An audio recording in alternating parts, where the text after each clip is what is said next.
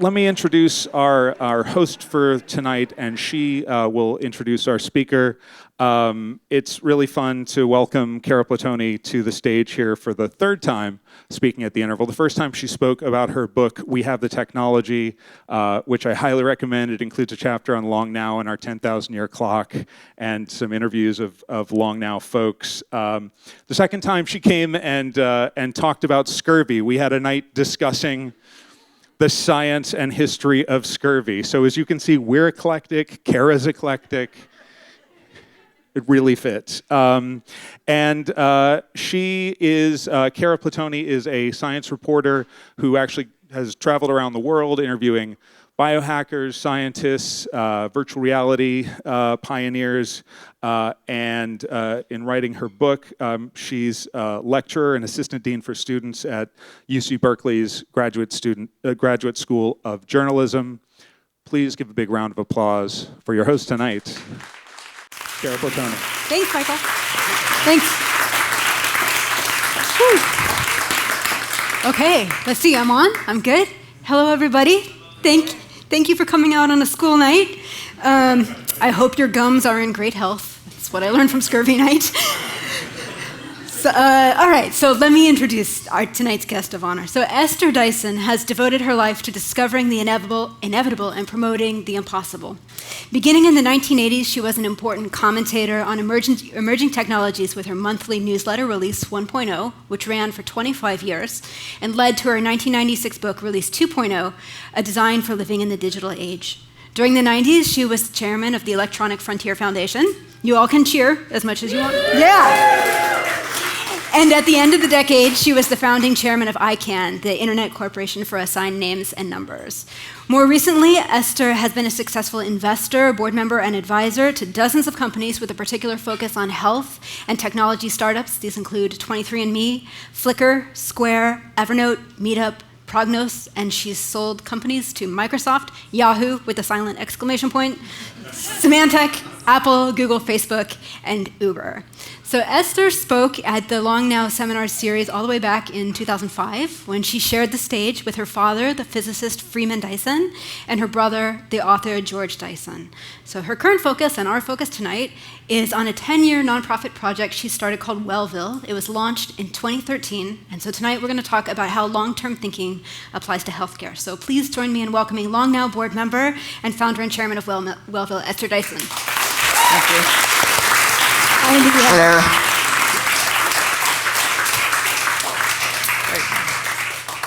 So, I thought at the beginning, for people like me who are new to Wellville, we'll start out with just a little bit about how it works and what you've been up to, and then we'll take it big. We'll talk about time and healthcare, and then we'll talk about anything you want. We'll do some Q&A at the end. So first, why healthcare and why now?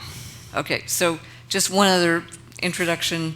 Christina Kukos, who for many years was editor of Release 1.0 and is now our 6th Wellville team member and is kind of meta because each of the first 5 people have one of the communities up here that Otto drew so nicely for you. And her community is the Wellville team itself.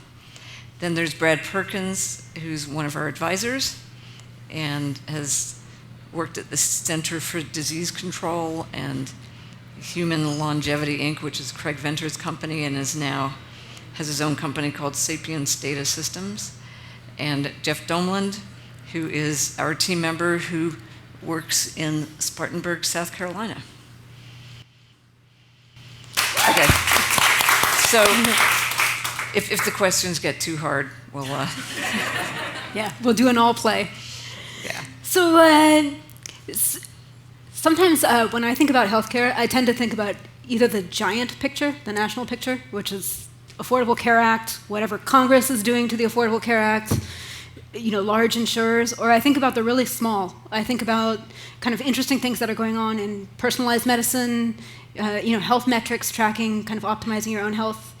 This is different. Wellville is different. Wellville says health is collective, but it's also local. And I'm wondering if you can talk about why you're starting in the middle.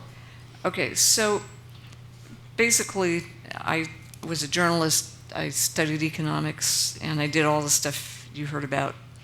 But in the sort of in the 2000s, I sold my business and began to get more and more interested in healthcare, as most of the cool stuff in tech was happening in healthcare because the other stuff was not quite as useful or significant, whatever. But the more you looked at all this, you had to start asking, why are we spending so much money on repair when we could be maintaining human bodies and minds so much better? And so the first lesson is, it's not health care, it's health. And it's so hard, even when people are, I write things about health or investing in health, and it keeps ending up investing in health care, and it's not. It's investing in whatever it is, and that's sort of the whole question that actually creates health. And preventive health care is sort of as if you were talking about poverty reduction, which people do talk about, but they should be talking about economic development and productivity, and it's a creative process. It's not a repair process that creates people who are healthy and so forth. So, it's amazing. I've learned a ton. Whatever. For people watching on the internet, a really fascinating vehicle is going by. It's a genie scissor lift, I think. Anyway. The robot car of our future. So the question is obvious. The answer is kind of, we know we should be doing all these things. There's so much evidence about the return on investment for prevention of diabetes, for nurse-family partnership, which helps mothers understand how to go through, not smoke and drink while they're pregnant, and sleep enough, and talk to their babies, and understand that postpartum depression is a phase, and just all this stuff. So let me just make sure I understand. So the reason you don't like health care as opposed to health is because that implies that it's after the fact, that you're fixing something after it's broken? I mean, it's medical, and the whole, like everything else, this is aspirational. I do not think we're going to put all the pharmaceutical companies out of business. But the problem with the cost of healthcare is not the price of healthcare as much as it is the need for healthcare. If you could reduce that need,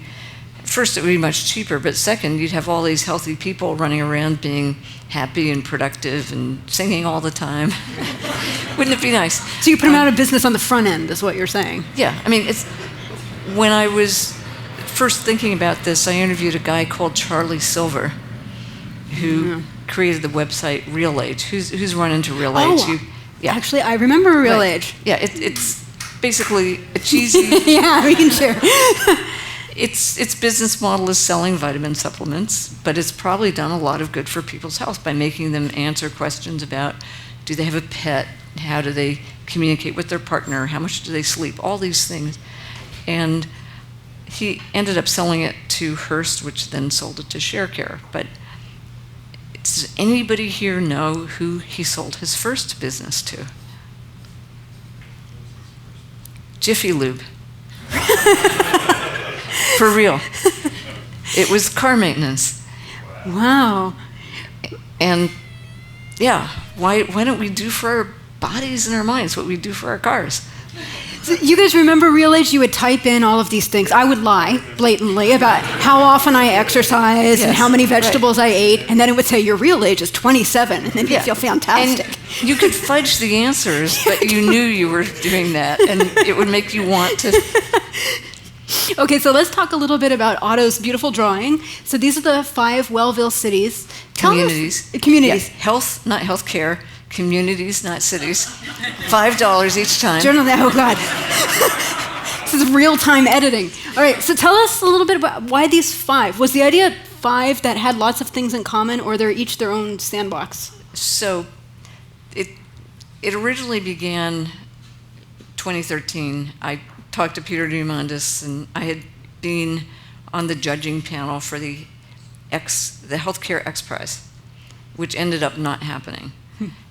And the idea was take a population of covered lives of an insurance company, apply some intervention, and do the financial model and see who would win.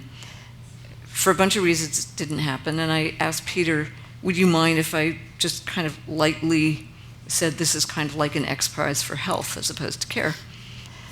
And the idea was 5 communities, 5 places, 5 million if we could get it, in 5 years. Oh, and 5 metrics. Very clever.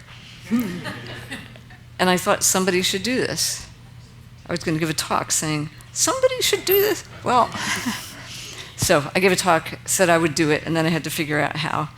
And I will make this very brief, but as I was exploring, brainstorming, trying to figure out what this all was, there was a guy who showed up in, better dressed than I was, or most of my friends, who asked, so how are you going to fund this?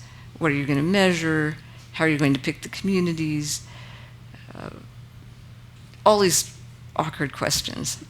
And he didn't go away. I had lunch with him, and he became our CEO. He brought in Jeff Domland. So we decided, well, Rick's a very orderly guy, so we spent a fair amount of time thinking about all these questions, and finally I said, let's just find some communities. So then we created this amazing long application form. You had to be under 100,000 people. You had to be geographically self-contained. So the idea was whatever happened in the community would reverberate within the community rather than getting dissipated out. So it's not like one of these neighborhood programs, but you never know. They don't have lunch together. They go have lunch the next neighborhood over where they work or something. And third, you need to have some kind of multi-stakeholder coalition.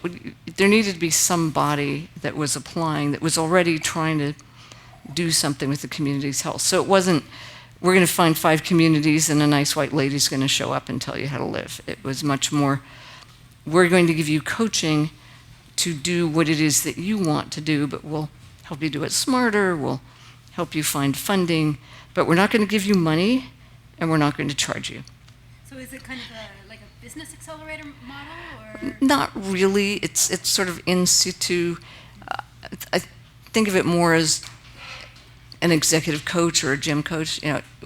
We will tell you about the new gym equipment. We'll advise you which gym might be good, but you're the one who has to get up at 5:30, and it's your body. So, the community has to own it, and they have to go to the gym. On the other hand, it's theirs, and we don't give them fish. We don't teach them how to fish. We help them build their own fishing schools. So, but it was almost more like Darwinian. You want something where it's kind of like a local enclave where you can test. We wanted communities that wanted us, and we wanted communities that were already doing something. So it was not a scientific study, find a random community and do something. It was more, how do you help the communities do what they wanted to do? We knew, especially Rick knew a little more than nothing. And it's clear the way to make this successful is for the community at least have some leadership that wants to do it. Okay. And so our goal was not to show that it was possible for anybody, but to show that for people who wanted to do it, we could help them do it more effectively, and to show that, again, everybody knows there's a real value to doing this stuff, but somehow there's not, people don't seem to believe it. They don't see there's a good example. We wanted to create models, partly of communities doing that, partly what would it look like if you actually funded these programs, and we, Wellville, are not funding them. We're trying to figure out how to get them funded, but it takes, so it started 5 years, but it pretty quickly became 10 years. It takes a lot of time to show that these things are working, and so many of these health interventions last for a year or two, and if you hire a grad student to do a regression analysis, you can see some kind of impact, but you can't see an impact that is like the mayor gets reelected, the Right. 5 new employers come to town because everybody's productive. Right. People want to move into the community, that sort of thing. This is a slow problem. Yeah. So let's go to the all play portion of this, and let's tell some stories. Let's tell some examples. So I'm wondering if you or other people on the team can tell me just an example of a problem that your community decided to tackle. And maybe let's start with one that seems to be working pretty well. Something that you think is interesting or successful so far. And this is for you too, Esther, whoever wants to jump in. Okay, well, I'll start with the YMCA in Muskegon, and then maybe Jeff will do something in Spartanburg. So, one other question, so how do you figure out what to focus on? Mm-hmm. And that's both to us and to the communities. Mm-hmm. And you could list 20 things that would be valuable, that would have a return on investment, that would be sort of good. And if you tried to do 20 of them, nothing would happen. If you do only one, it's not going to have enough complementarity. You need a bunch of things to support one another. It's sort of like if you hire one woman in an all-male company, she usually disappears. Right. If you hire 3, they support one another. Yeah. This is scientifically determined. So in the same way, you focus on 2 or 3, mm-hmm. and the way you pick them. I mean, one, that there's someone in the community that's already doing it, is enthusiastic. You pick the ones that are going to succeed, because they will bring more people along with them. They'll show that it's possible. They'll make the community feel a sense of pride. They'll train people, and then they'll start spreading. So rather than take the worst problem, which in many cases is opioid mm-hmm. abuse, and probably the most insoluble problem is actually obesity. Take one that somehow seems slightly bounded, and in the case of Muskegon, there's a bunch of different programs. The one that really excites me is the YMCA's diabetes prevention program. And what happened there is every YMCA in the country, in theory, can offer the diabetes prevention program, but you need to have a coach trained, you need to go through some hoops courtesy of the CDC, and then you get certified. In the case of Muskegon, and now I'll try and get brief, they got part of a grant from Trinity, the health system, which operates in Muskegon. In 5 missions, Trinity is using its own clinicians. 5 missions, it means a geography. But in the Muskegon mission, Trinity is working with the Muskegon YMCA to deliver the program. So yeah, that means Trinity clearly thinks we're pretty cool. The YMCA National is noticing what Muskegon is doing. They're using the money from the CDC to scale, to train people. There's still issues around getting money to offer. So, I mean, one of the most important things here is you can offer a free diabetes prevention program. You also need to offer transportation. You need to deal with issues around childcare. You need to put it in the right locations. In other words, it's not that there's this secret thing called the diabetes prevention program, you just do it and it works. You need to deliver it effectively, just like a hamburger restaurant. You know, it's not like incredible IP, but there is IP around the playbook, around the training and so forth. And the reason this one excites me in particular is because not only do I expect it to scale within Muskegon, but there's a way of, you know, in the end, the purpose of Wellville is not these 5 communities.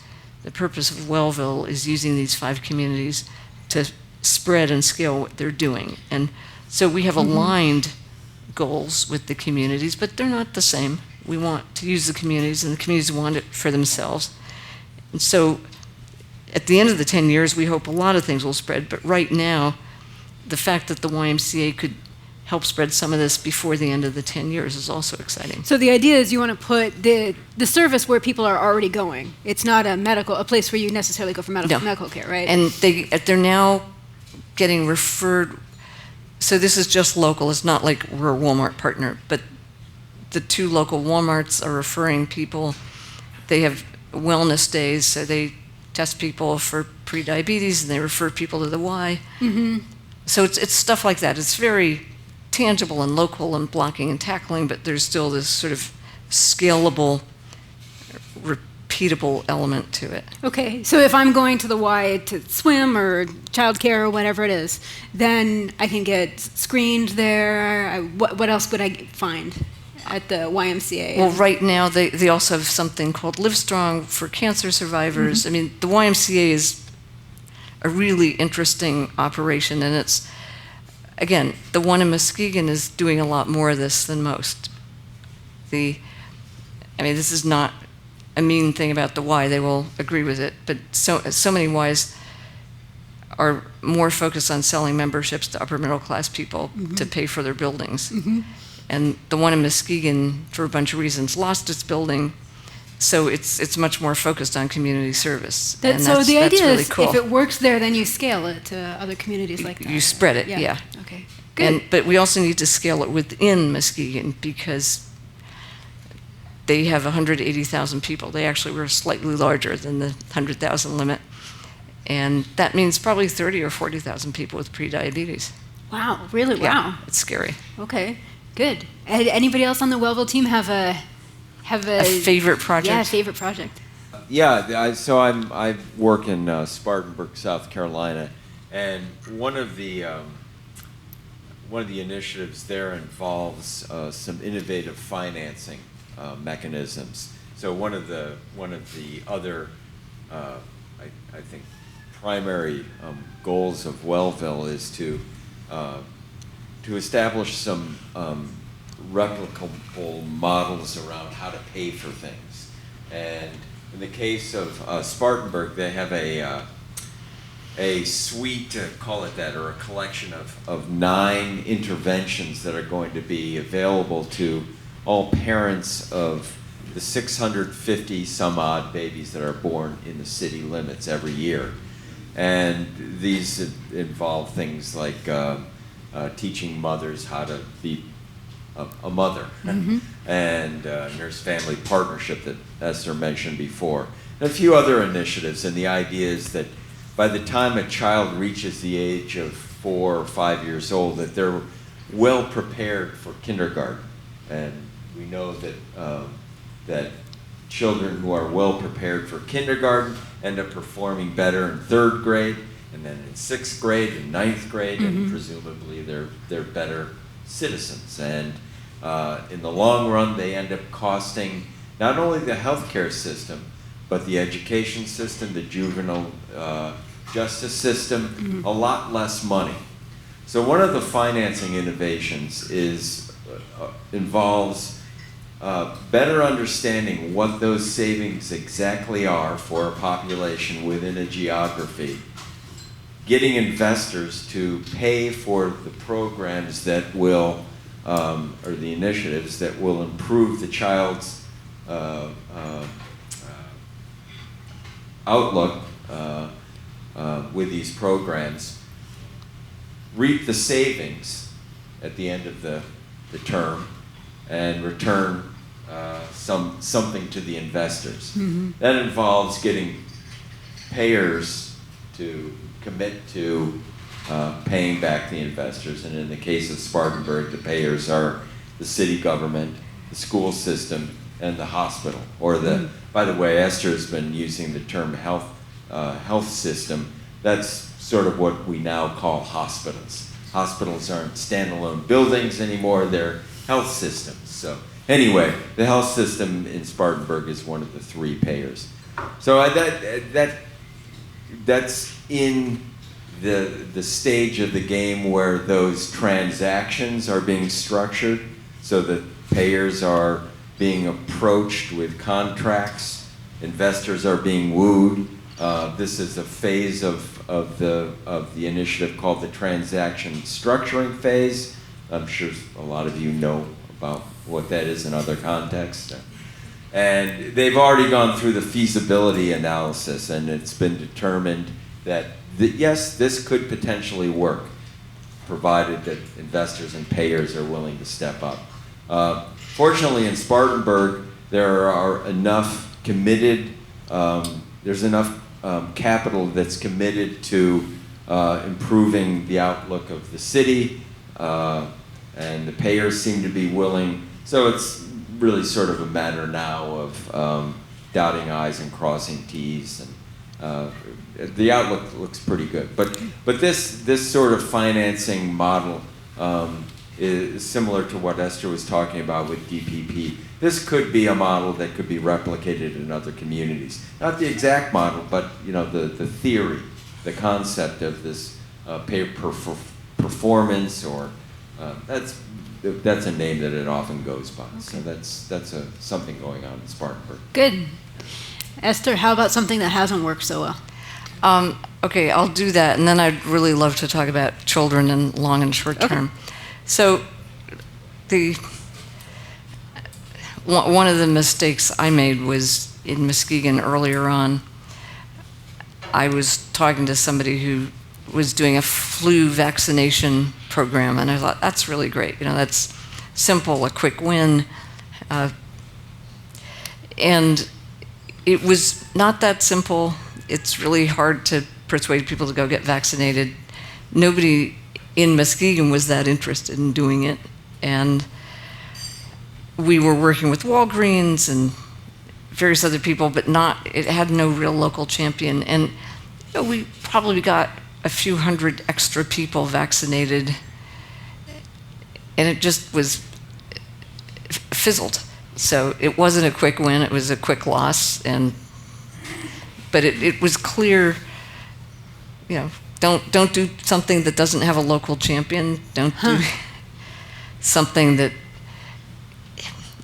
it wasn't fundamentally that very interesting. It's great if people don't get the flu this year, but it's not really going to make them not get the flu next year. And so the problem was just not enough buy-in? Not enough buy-in, and frankly, not enough return. I mean, it just, nobody's going to have their life changed because they didn't have the flu. I mean, somebody might have their life changed if they had the flu and it went really badly, but it depends on which flu, right? Yeah. But still. Yeah.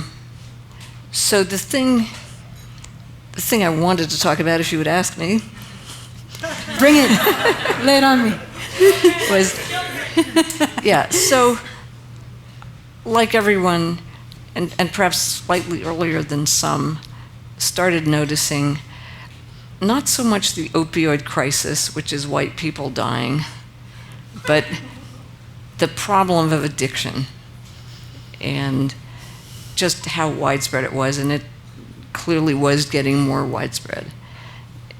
And there seemed to be some relation to that and the loss of jobs, especially sort of middle class or slightly lower men. And that's Angus Deaton and the statistics and so forth. And it felt kind of familiar to me. It reminded me of Russia, where under the Soviets, there were people just doing useless jobs and drinking themselves to death. I asked one of my friends, or I said, you shouldn't smoke and drink so much because you're going to die early. And he said, well, life is not so wonderful that we really care about that. Better to drink now and be happy. The women tended to deal with it much better for two reasons. One, they had children and they felt they were important in somebody's lives and they had a purpose. And also they took the money that both they and their husbands earned and they went and stood online and turned the money into things that they valued. The money itself was useless and the jobs were purposeless.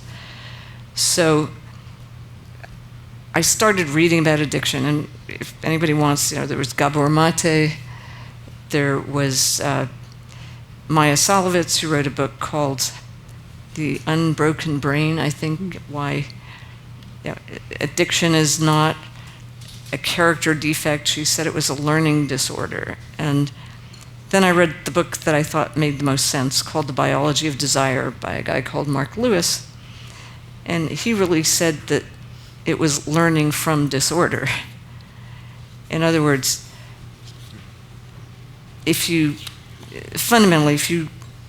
start your life out with a lack of security, with unpredictable parents, with basically, if your brain is damaged during the first few years of life, you become vulnerable later on. And there's lots of stuff now about adverse childhood experiences, and there's a clear correlation between adverse early childhood experiences and addiction, obesity, dropping out of school, abusing your own children, ending up in jail, and so forth and so on.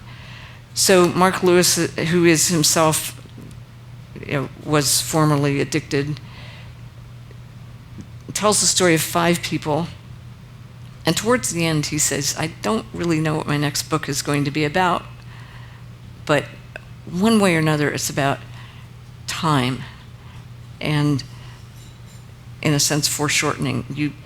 You lose your peripheral vision. You're focused only on this thing you desire, that you're never satiated. You reach for it. That's the moment of desire. You get it, and you're almost immediately back into the cycle. You lose a sense of time. You lose your past that was different. You lose a sense of agency. I can have a future that's different. He talked about Native Americans, the ones who had lost their sense of history, are much more subject to alcohol abuse and all those familiar problems. So I went to see him in the Netherlands, where he lives, and this time thing and this short cycle, we need dopamine, we need desire to live. We won't do anything if we don't have a desire. But if your desire is only short-term and instant, it becomes addiction. Whether it's, I used to think this thing about cell phone addiction was just like, yeah, that's a clever metaphor, but not really. But in fact, addiction is a behavior pattern. It can be, if you're addicted to a substance that actually has bad physical effects, like alcohol in particular, or drugs, it's worse. But it's the behavior pattern and that foreshortened cycle of wanting something that doesn't actually provide the relief you're seeking, much more than it is the substance that's really at the heart of addiction. And the trick is, how do you change that short-term desire, which is addiction, into long-term desire, which is purpose, where there is a sense of the future and of change and of getting some gratification that's long-term and permanent. So let me ask you, I think there are some people who would say the solution is individual. A person has to make good choices. They're responsible for, they are agents of their own fortune.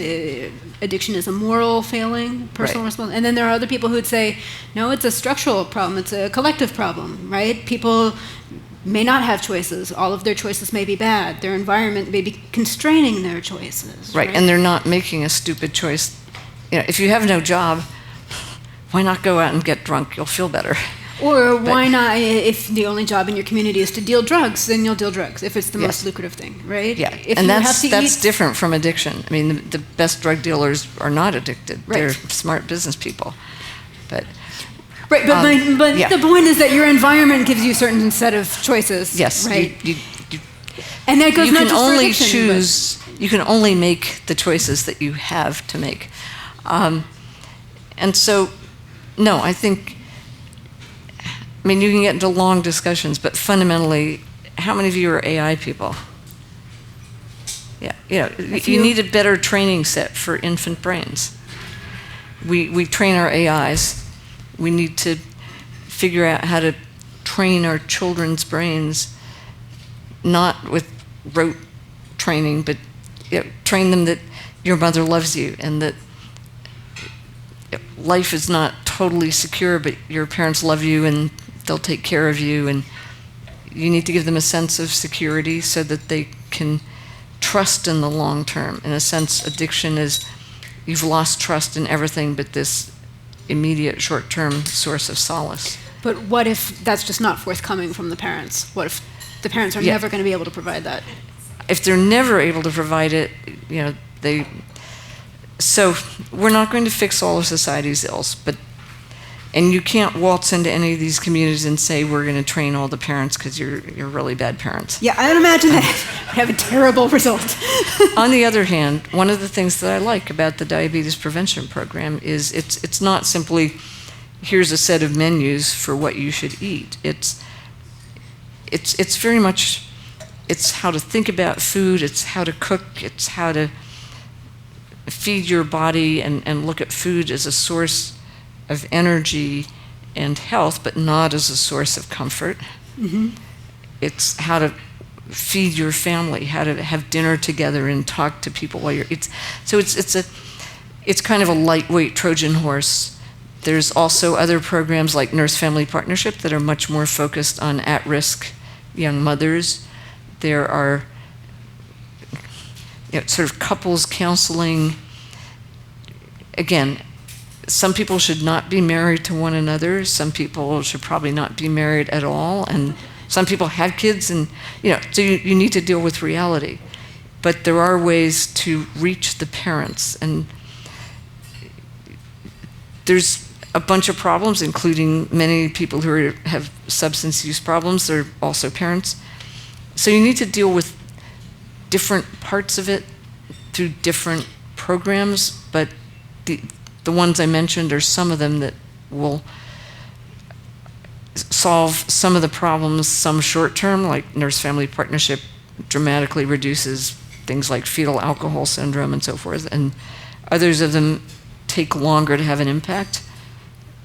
So, well, to the point of Trojan horsing the solution in there. It sounds like, I don't know too much about the Nurse Family Partnership, but it sounds to me like part of the idea is that you have a backup when the individual fails, right? You have somebody who comes and says, I'm going to help you, I'm going to be constant, I'm going to keep helping you, even though you don't know what to do, right? Probably their own mother is not there to help them be a good mother, for example. Right, so you have some kind of redundancy, right? I'm trying to think of other ways that are kind of effective to incentivize good healthcare, or good long-term thinking for healthcare. I think like education, telling me not to eat Doritos because they're terrible for me, will not work. I am well educated on the Dorito front, but I still want to eat Doritos, right? So what else can you do to get through to me? Well, I mean, maybe nothing. One, we can tax the Doritos. Okay. 2, we can work with the local food providers to sell things that are just as delicious as Doritos. I mean, and Doritos in themselves are not evil. It's the they are nature's perfect food. But so people sometimes ask us, are all the community members bought in? No. Mm-hmm. And not all the community members were bought into when they go into the grocery store. There's cupcakes in the front. It's like you don't need to be bought in to be manipulated. And what we're trying to do is help people manipulate themselves for their own long-term health and happiness rather than being manipulated by everything from pricing and the circumstances around them and other. It's a very complicated, complex, integrated system. But there's many different parts. There's employers who, again, have a vested interest in the health of their employees, yet they have vending machines full of really crappy food. They have bosses who exacerbate the mental problems of their employees. Mm-hmm. They have bad working conditions. Okay, so you can penalize the bad behavior or make it expensive to do the bad behavior. You can provide me an alternative to my bad behavior. You can get rid of the underlying stress that is driving me to stress eat my Doritos. And to ignore your children and use your cell phone while your kid is trying to talk to you. Is there a way to give a positive incentive where the health behavior isn't necessarily driving it, but you're doing it, for example, have you seen all these PSAs that they're on Netflix and Hulu every 5 minutes that are about heart health, and they're appealing to parents and grandparents, and they're saying, good, take care of your heart so you'll live long enough to take care of your grandkids? And the tagline is, your heart doesn't just belong to you, right? And I'm sure we've all seen the anti-smoking ones that are, if you can't stop smoking for you, stop smoking for your kid. Right, or your breath smells bad. Yes. And then or there's, another model is doing it for a spiritual connection or a responsibility to the community, right? These are all part of it. And again, you can do 20 different things. If you do 2 or 3 well, the others become much easier. And, so everywhere I go, everyone tells me about all these great programs they know that other communities are doing. And, they are great, and I need to be polite. On the other hand, I know we could be doing all these things, but there needs to be somebody local who actually wants to run this program, because they're already running this other program, and what we want to do is help them to run, either to say this program probably should be low priority, or let's run this program really effectively and make it work before we start bringing in 3 other programs. And much of what we do is helping to consolidate people doing good things so that they work with one another rather than compete for resources and attention and so forth. It's just like in your own life. You can go to the gym, you can take a writing class. I mean, there's only so much you can do, and you need to do 2 or 3 things well, and that sort of suffuses itself. Right. You want to create like a snowball, right? Yeah. Where you have enough success that you keep on rolling, and you have enough success in the community that the whole community keeps going together, right? And then suddenly you can model your behavior on your neighbors. Mrs. Jones was in this diabetes program, and she just looks happier, and her kids are slightly bouncier, and I wonder what she's doing. Maybe I could ask. So let me ask you, when it comes to good health choices, is addiction different than other health choices? Because I'm wondering what agency and choice are like when you have a physical dependency versus when you're just making a more mundane choice about exercise or eating or something like that. Well, number 1, it's much more difficult. 2, so physical dependency is real, and you have physical withdrawal, and at the end, I mean, we were at Restoration House today, which is a sort of halfway house up in Lake County, and people who are addicted tend to have all kinds of comorbidities. They've partly because they're addicted, they don't take good care of themselves, so they might have diabetes or COPD, or it's like rarely you're addicted for long and you don't have something else, or you have some kind of physical problem, you take a painkiller and then you become addicted. So it's all these things happen together. Number 1, it's not that simple. But when there were a lot of soldiers who were addicted to drugs when they were over in, I think, Vietnam or Iraq, and when they came back, they just stopped using because it was easy, and it was easy for them, that the context was different. And so I think to some extent the substances are over, people don't understand that the vulnerability to addiction is the problem, not this. This is overstated. Don't go, quoting me, but it's the pattern of use rather than the substance itself. Some people can gamble for fun Friday night for years and they're not addicted to it. Some people drop in, the gambling takes over their lives. So do you think that the first thing you have to address in an addiction is social situation, the social environment that's driving that behavior, or the underlying depression, the underlying PTSD, Okay, it's not, whatever it is? there's no single answer. It's going to depend on the person. It's going to depend on a combination of circumstances. People need to be ready, and then the system should be ready to take them in. And the problem right now is, so in Lake County, for example, we asked today, this is interesting, there's probably 600 people that are homeless and mostly addicted. There's this house we were at that has 10 beds. The woman who runs it said, I know 100 people right now that if we could take them in, we could serve them effectively. And so she was implying the other 500 aren't ready. And that's a combination of they're not ready, whatever that means. It's their life circumstances. They don't really want to quit for whatever reason. If you could change everything around them, and it includes their circumstances. It includes psychological counseling. It includes, if they have physical pain, giving them physical therapy for their pain. It includes helping them get medically assisted treatment for the ones who have the physical substance abuse. It's a lot of things, and the more of those things you can combine around the person, but the person also needs to, in practical terms, the person needs to walk in and be ready for that. They need to be, and believe me, money's a huge part of it also. They need to be able to move to another neighborhood or avoid their friends. They need to be able to get a job, and many people have, you can't get a job because you can't pass the drug test, or you can't get a job because you had a run-in with the police and you're black and you went to jail and now you have a record. All these things combine to make it very difficult. Right, so you have to have a constellation of services that are willing to meet people with different needs at different phases of and whatever that they communicate with one another. So it's real complicated. Yeah. Are you doing this? So I live in Oakland. Oakland, one of the big projects that they have right now is starting these things called navigation centers. Is this something you're working on? Do you want to explain what that is? It's having a care worker who pulls things together for you.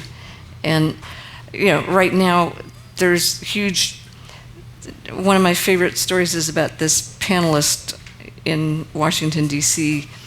So the fire department actually often acts as an ambulance, and they pick people up and they take them to the emergency room. But because of HIPAA, they can't share data with the healthcare system. And so this guy on the panel who worked for the healthcare system, he got a job as a volunteer fireman so that he could finally get their data. Wow. You need people like that. Wow. Yeah, so the idea of the navigation centers is kind of like a one-stop shop where somebody shows up and they say, here's the things that I need help with. I need help with homelessness. I need help with getting to the doctor. I need help with childcare. And by the way, if you could help me get in touch with my daughter. Right. In the Restoration House, one of the great stories is they have, it's partly learning and it's partly they're short of space, so people have roommates. And they introduced this guy to his new roommate, and he said, "Dad?" Wow. And we met those guys today. Wow. Well, let me just ask you two more questions, and we'll kick it over to the audience. So I'm curious if you think this is purely a problem for the social sciences and the behavioral sciences, or if there's a role for engineering to play here. There's a role for engineering. I mean, just to design everything from a house to a hospital bed to a hospital system that's friendly to buildings that encourage you to walk up the stairs.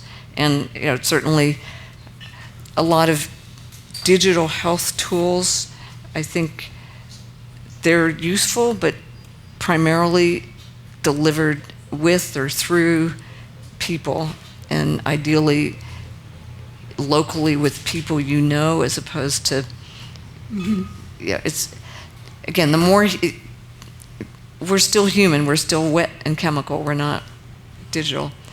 But I think there's a huge role ultimately, and this is what we want to influence for policymakers. Who pays for this? Why don't we invest in our human infrastructure as well as our physical infrastructure? Global sickening is closer to us, even though we don't recognize it, than global warming. Because if we're not here to experience the planet, it doesn't matter what happens. So let me ask you just to bring it back to the idea of time. So you're halfway through the project, 10-year project, but 10 years? We're about a third through. It ends in 2024, even though it began in so it took us a while to get started. So that's some advanced math. We picked the communities in 2014, but we really got going in 2015. So it's beginning of 2015 to the end of 2024. Okay. Well, even an expanded 10 years is pretty small in terms of time, right? Yes. So, and health is not the kind of thing that lends itself necessarily to breakthroughs and killer apps and these kind of quick turnaround, flashy results. So I'm interested in your thoughts on how to keep going, how to not get frustrated when it's slow.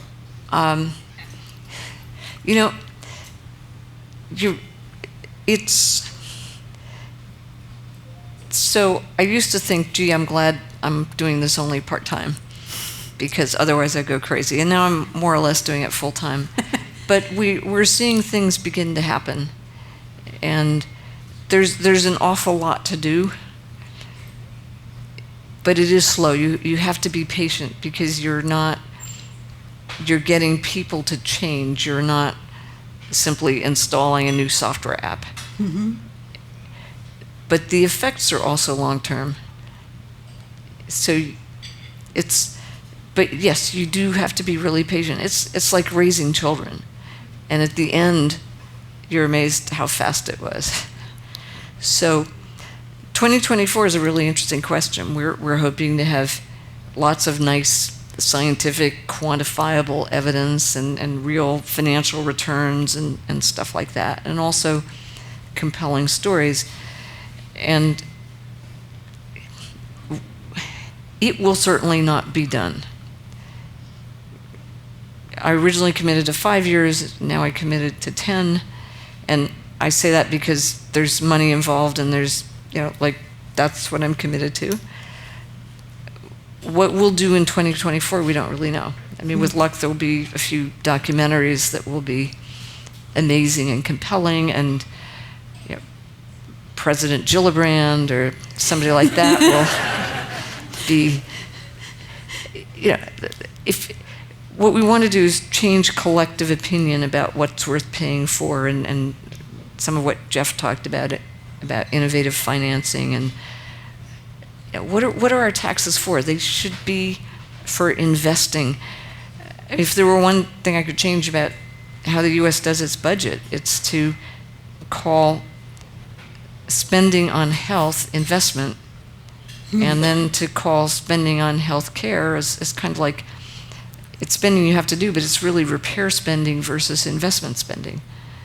I've heard you say you're an optimist, and I'm wondering if we could kind of end this part of the talk with you telling us just a little bit about what you're optimistic about for health. What can we do better? What can we get right?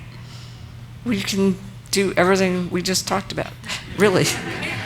And we can understand better that it's worth doing this. And you may not be able to influence what the government does, but you may be able to influence what an employer does about investing in their people long term. You may be there's so many ways in which the lucky people like you, who influence other people's opinion, can start to think differently about children versus adults. Let's invest in our children. The people we talked to today, they weren't specimens. They were people who had a bit of bad luck and were, had suddenly had some good luck. And how can we make more people, so you don't need to be lucky not to be damaged by the time you're 5 years old. Mm-hmm. So the system makes everybody a little bit luckier. Yeah, or makes you not need to be lucky. Yeah, good. I mean, we are all so lucky. That's what you begin to realize, just. Good. I think let's take a few questions from the audience. Yeah, Michael, hi, I'm the guy in the velvet jacket. Look for me and get my eye, and I'm going to hand you the mic. I'm going to sneak in a quick question, and the Wellville team are going to keep the other mic, so if you guys want to be part of it, but step up on stage so we can see you when we do, so we can all see you. I'm going to sneak a quick question in here. Esther, where does the long-term thinking, where is it best applied here? Obviously, you're taking a long-term approach. I don't know if every decision that's improving health with an individual is a product of long-term thinking, maybe a short-term thinking goal that helps to improve their lives, but is it administrators or advocates and they have the long-term thinking? Where are you seeing where that long-term thinking approach kind of is making the most value in the communities? And do you see the individuals over time getting a better sense of long-term thinking and start making decisions in that way? Christina, you look ready to answer.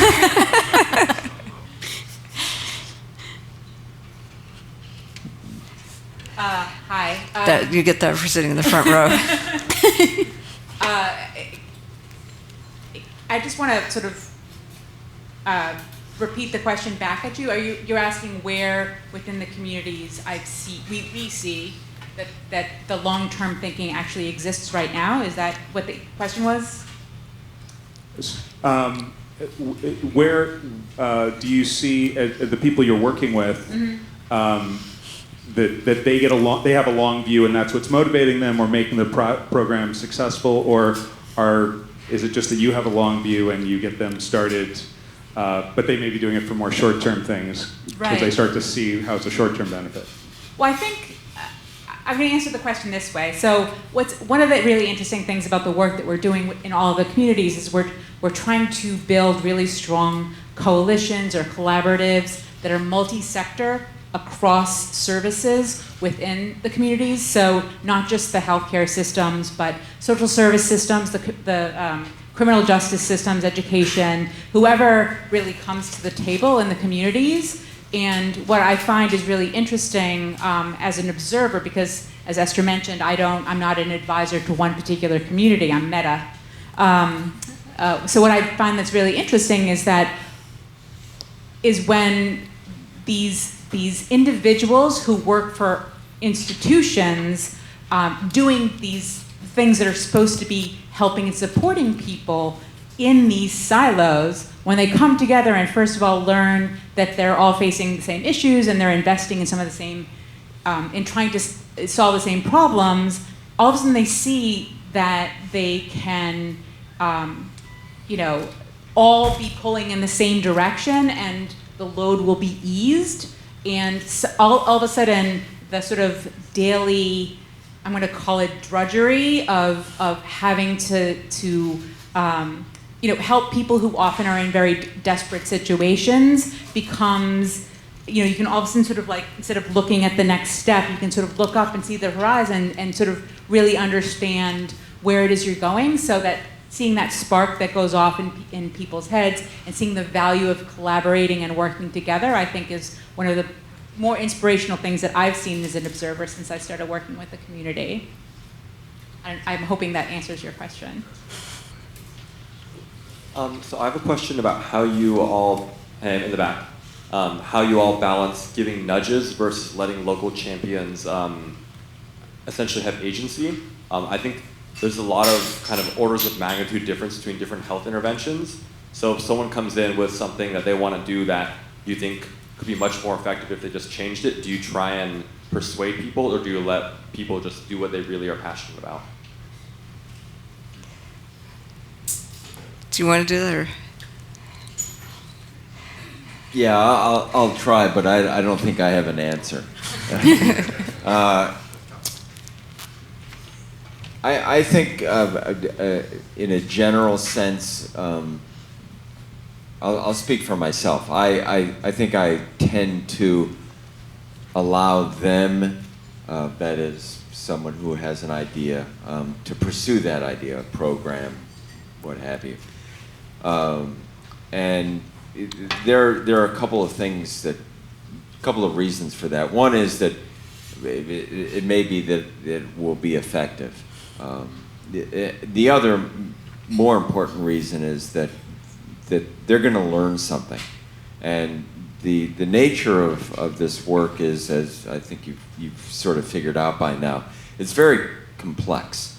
As Christina said, there's no one single sort of power player in a community. And if there is one who thinks that they have that position, they're pretty quickly disabused of that notion.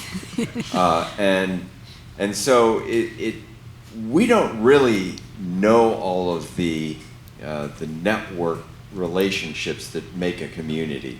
We know they exist, we don't really know what they are. The locals know that, or they're in a much better position than we are to learn them. And if we allow a local agency, for instance, to implement a program and it flops, that's okay. They learned something, and they have made explicit some of the connections and some of the relationships that will be necessary in the future to implement more successfully. So I think that's probably the general approach that we take. I don't think I'm speaking just for myself there. And we also, I mean, it's really great. We correct one another. I mean, well, we're learning too. Yeah, exactly. And so no one has done this before. Yeah, so. And we have, I have a tendency to think I know the answer, and it's really helpful to have a team that just, we all correct the other's excesses, and it's really, I haven't ever had so much fun. I mean, this is the ironic thing, I'm doing all this good work, and it's really great. Yeah. I think the next person with the question is here. Hi. Specifically in California, to what extent do you work to complement or collaborate with existing government programs such as Healthy Start, Healthy Families, First Five, and do they know you exist? Yeah. In each community, it's different. And in Lake County, we're working with Health and Human Services, but they're kind of underfunded. In Oregon, we're working with Care Oregon, which is the local, the Medicaid payer plan. In Muskegon, the entity that we work with is called 1 in 21, and they're a joint venture of Public Health of Muskegon and, believe it or not, the Rotary Club. So it's different in each place. And whatever, it's like, we don't own everything. The stuff that's happening in Muskegon, some of it is there without us, and it's great. And what we're trying to do is encourage the people we're working with to work more effectively with everything that's there, and to just become more of an umbrella. They don't need to control it. They don't need to fund it all. There's this tendency to want to be proud of what you're doing and not really kind of ignore what the other guys are doing. But if you can adopt them all, everybody benefits. So the government can be an important part, and they certainly fund a lot of stuff. But there's also, it varies. Hi, I work in aging and public health, so I can't help but notice that almost all of the metrics you mentioned really happen in the first half of someone's life course. And yet I know that in the 20th century, the bulk of the life expectancy gains were really disproportionately affecting those under 5, which is why we saw it rise and rise and rise. So I'm wondering what you see as the potential to work with people who are sort of in the second half of life, and where that fits into the Wellville model. Honestly, it does not, like everything we've talked about, you need to be somewhat focused. And if someone in a Wellville has a program for grandparents and grandchildren, I think that's wonderful, and it is. And there's also lots of things around elder care and caregiving and so forth and so on, but it's not our focus. At the risk of maybe overcorrecting Esther, and also explaining that by way of explaining that Wellville is sort of a ethereal designation for things. There's an example in Spartanburg that speaks directly to that question. I spend enough time there that I get my nose into things that aren't directly or even partially under what you might think of as the Wellville umbrella. That is in any of our communities, as Esther mentioned before. There are lots of things that are going on that we might not even be aware of, but I spend enough time there that I sort of catch wind of things. And the local hospital, as part of its efforts to work out in the community, has recently engaged a group of pastors in one of the neighboring towns. And one of the concerns of that group of pastors is the aging population. And specifically what they're concerned about is the effect on child caregivers of their aging parents, and how to help that out. They haven't figured it out, but at least they've begun to talk about it. And we'll see what happens with that story. But so that's something that's sort of maybe not on our radar screen necessarily, but it's something going on in the community that the hospital's involved in. We're involved with the hospital, and wherever we can, provide any sort of what's kind of called technical assistance, we're happy to do so. We'll learn something about that, and it's a need that's being expressed and is of concern to one of what you might call our partners. So. I think there was a hand up on the second row. Was there somebody on the second row who had a question? Maybe you can pass the mic. Was that a question? And we're coming close to time, so I think this may be the last question. Then Carrie, maybe you want to wrap up. But could everyone from the Wellville team go on stage right now? Because I think, Esther, the plan is you guys are going to stick around, and so you'll be able to talk to folks afterwards, so everyone can see who they can talk to learn more and keep this conversation going. So we are going to, we'll end the stage part, but we hope you'll stick around because these guys are going to stick around and we want to keep it going. So, office hours with Wellville. Yeah, indeed. I'll ask this question, but I perfectly understand it's not directed immediately to Wellville. I feel it's directed towards our collective health, given the political situation right now. So, but I'm happy to cede to someone else who really feels this is inappropriate. But given your experience with investing in Russia, I wonder if you have an insight that you could share with us about the current situation. Thanks, Emily. So, I don't want to talk about the president specifically, but the thing that seems so familiar in Russia, from Russia, when I went to Russia in 1989, and I learned so much more about the United States and the world than I learned about Russia from that. And I've been going there regularly ever since. I had to get a security clearance one year, and I discovered I'd been to Russia 120 times in the previous, 60 times in the previous 10 years, so 6 times a year. I spent 6 months living there in the Soviet Union in 2008 to 2009 because I was in a government facility, which was the Yuri Gagarin Cosmonaut Training Center. And the thing that is so pernicious, and that I do believe they actively tried to encourage. What the relationship with Trump was in particular, I don't know. But the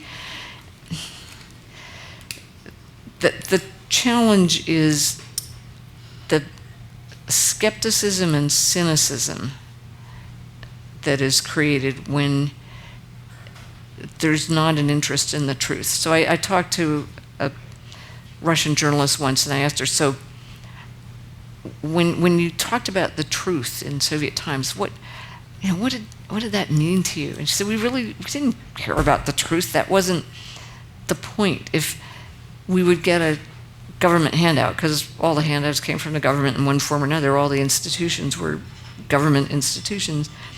If we got a handout about the health dangers of butter, we would not care about the health dangers of butter, but we would care about why was this particular piece of news presented to us. Oh, there must be a shortage of butter. And we would run out and buy as much butter as we could find before publishing the news. When I was in Kazakhstan, there was a discussion about the So the national telco was half owned by the government and half owned by private interests who happened to be related to Nazarbayev. And the news came out while I was there that the guy running this outfit was making, I don't know, $130,000 a month. There's some crazy amount. And the discussion wasn't about that amount. I mean, that was, yeah, sure, it's corrupt. It was what caused this particular piece of news to be released? Who was behind it? And most recently, I was talking to a Russian friend about government and politics, and sort of the same question you just asked. And he said, our problem, we have no strategy. We have only tactics, short term. Was that intelligible? We have no strategy, no tactic, no strategy, only tactics, short term. And it's, you know, I don't think it's that. It's the short, It's the same and thing it you're comes talking back to, yes, it is short term. There's no long-term strategy. So Yeah. there can't be hope if you don't have a future. Yeah, there's not much hope. You try to, again, you try to solve the immediate challenges. You try. Yeah. You're surviving. You know, if we can get through this day. And one thing that struck me when I first went to Russia in 1989, I would write and say, I'm coming in, you know, in 2 weeks. Can we have lunch on August 13th?